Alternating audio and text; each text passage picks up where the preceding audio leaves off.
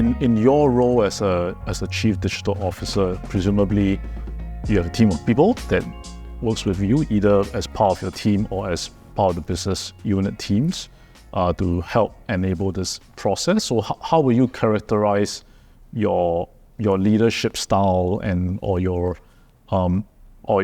management style to be able to enable your role to be and your group of evangelists to be successful in this journey? Yeah, there are 3 or 4 things that are very important to me when we go through this transformation. And again, I've learned it the hard way over many years of experience. The first and foremost is ownership.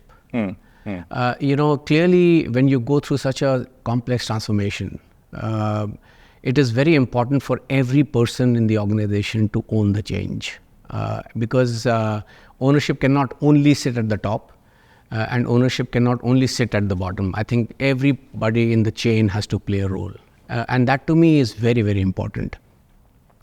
The second piece that is important to me is to be able to be very communicative. No amount of communication is enough when you're going through such a huge change. The more you communicate, the more people will understand it.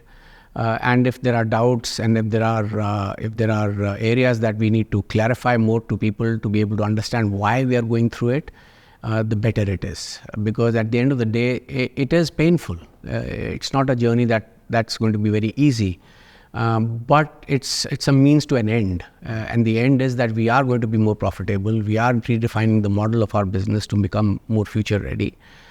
So I think communication becomes extremely important.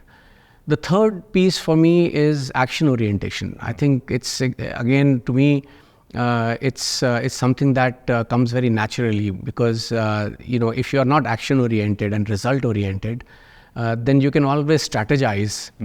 But if you can't execute, then there is nothing kind of gets translated into results.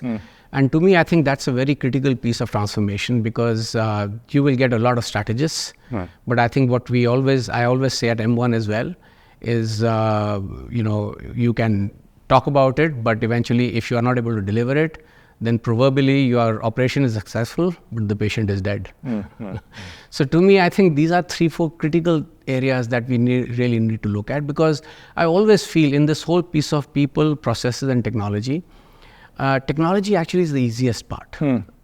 Because once you drop the architecture and you know what technology to use for what part of the architecture and in which frame, that's not very difficult. Of course, it's not easy, but it's relatively easier. Processes is the second more difficult part, because there has to be a mindset change in terms of how people look at things. And therefore, you have to find processes which kind of start suiting the technology that you've built, because you can't have the technology but not the processes around it. Whether that's on the governance side, whether that's on the execution side, or even architectural side. So I think processes come second. The toughest part is the people part, which is, like I said, ownership, change mindset, and being able to communicate it, being able to execute it. Those are things that are quite difficult in a transformation piece, and that to me is very dear. The people part of it is something that I'm quite sensitive about, and something that I really want to work on, whether at M1 or even at Keppel.